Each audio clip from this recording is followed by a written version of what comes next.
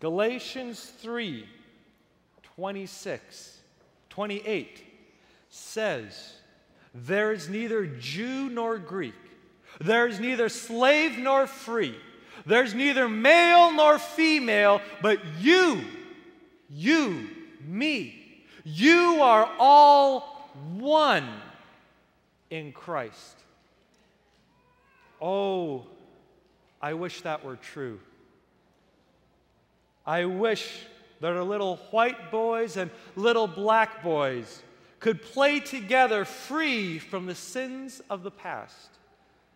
Oh, I wish our little white girls and black girls could play together not aware of any greater difference in the color of their skin than they are in the difference of the color of their hair or in the color of their eyes. Oh, I wish that we had fully acknowledged our past, forgiven the pain, forgot the prejudice, and were moving together as one into the future.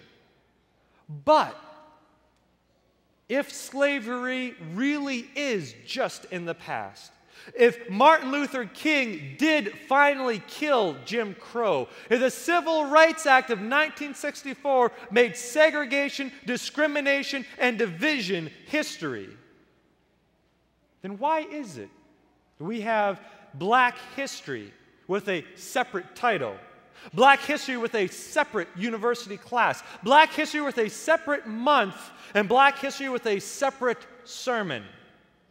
In fact, many of you, right now, or maybe when you read the bulletin, the thought probably crossed through your mind, why are we getting a Black History sermon in the middle of July? My point exactly. See, Black history, if this division wasn't there, it would simply be part of our history. But the truth is, we are still tangled in an uneasy truce between the races. The truth is, we still suffer from a fear fed by our own ignorance. We still make each other feel tolerated instead of celebrated. We seek to be colorblind instead of colorful. Blindness is a handicap, folks.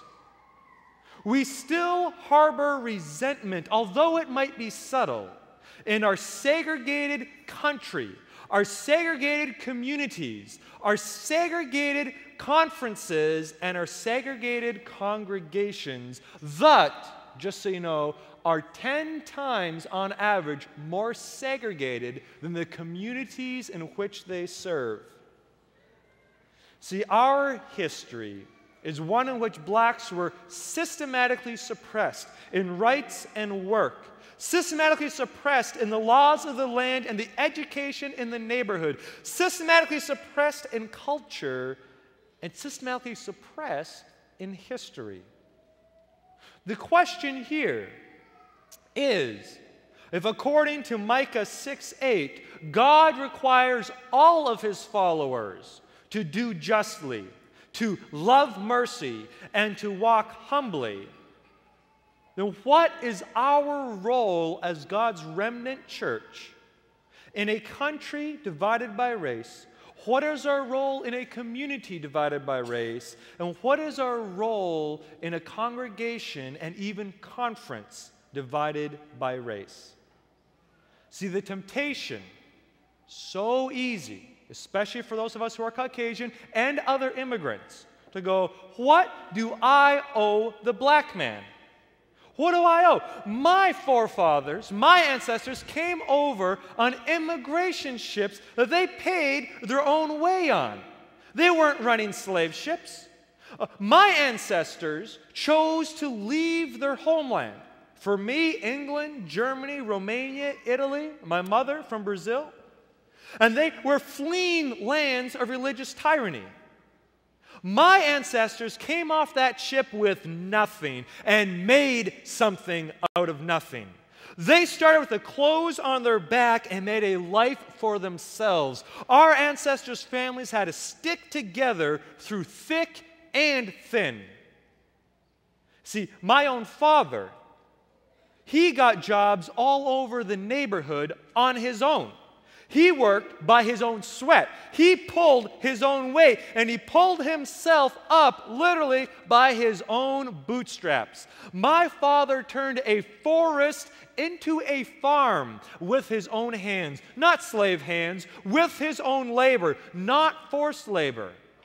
And he was rewarded for his independent, strong-willed spirit and his desire to be his own boss. So what do I owe the black man? What I don't realize, it's simply by being white, it made it easier to get that job all around the neighborhood. Simply by being white, it made it easier to live in a neighborhood that had jobs. Simply by being white, it made it easier to borrow the money needed to buy that land, to buy those tools, to purchase those machines that allowed my father to create this economic momentum that I am blessed from today. You see, our history isn't an easy history, and our history isn't a fair history. The truth is, this has been a land of the free as long as you look like me. Now, black ancestors have a different story to tell. See, they didn't choose to leave their homeland. They were forced to leave their homeland. When immigration ships came from Europe, slave ships captured and kidnapped Africans and brought them across the Middle Passage. When they arrived, instead of arriving with nothing, they were sold as nothing. While immigrants were looking to buy property, Africans were sold as property. While immigrant families stuck together through thick and thin, slave families were systematically separated, even taking a nursing newborn baby from the arms of his mother because the slave master didn't want the inconvenience. Instead of valleys followed by mountains, there were only valleys followed by canyons. Instead of thick and thin, it was thin that got thinner. And let me ask you, what happens to a slave with an independent, strong-willed spirit? What happens to a slave who wants to be his own boss? The truth is, my ancestors, who were on both sides of the Civil War, my ancestors who fought in the Revolutionary War, my ancestors left lands of religious tyranny only to institute a land of racial tyranny. Our history isn't an easy history. Our history isn't even close to a fair history. The truth is, this has been a land of the free as long as you look like me. So what now do I owe the black man? You see, first thing I owe is to fight the temptation to celebrate when we have been the victor, to fight the temptation to remember when I've been the victim, but to forget when I have been the villain.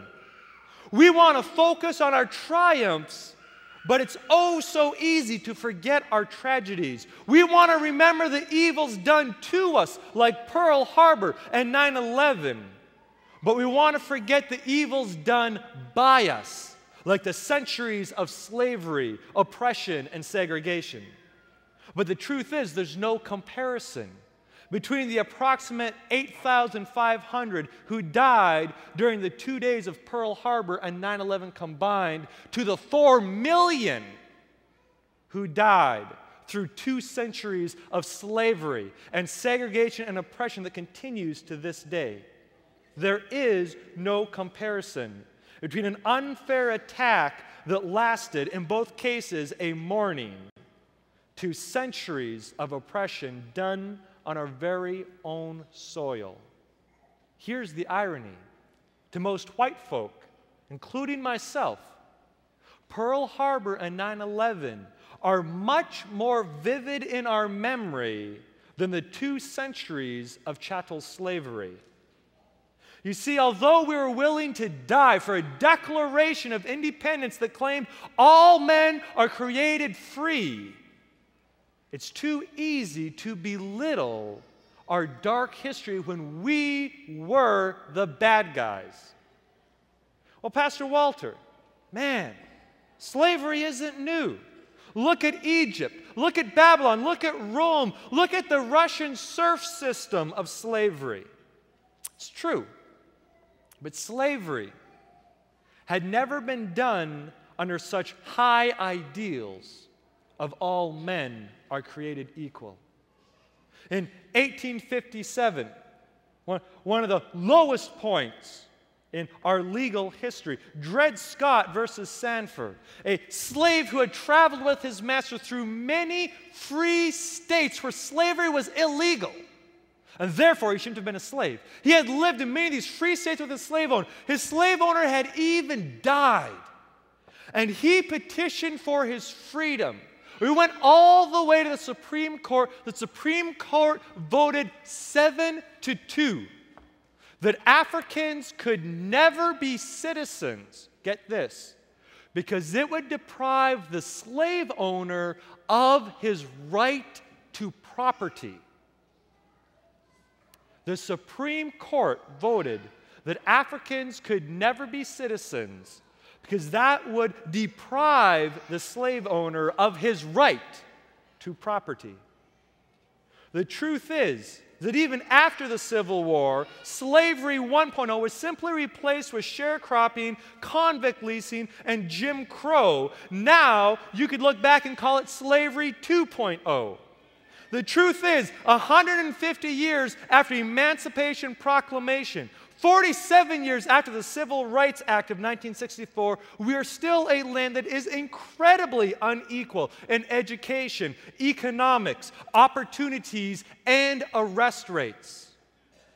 Although white folk use more drugs, buy more drugs, handle more drugs, African Americans are 17 times more likely to be arrested, and they're more likely to be convicted. See, our history isn't an easy history. Our history isn't a fair history. This still, in too many ways, is a land of the free as long as you look like me. And it is so tempting to get caught up and celebrate our history when we were the victor, to remember our history when we were the victim. But do we have the guts to confront and lament when we were the villain? You see, slavery is a stain on our history on the level that the Holocaust is for Germany. 6 million Jews died in Germany, approximately a decade. Depends how you measure it.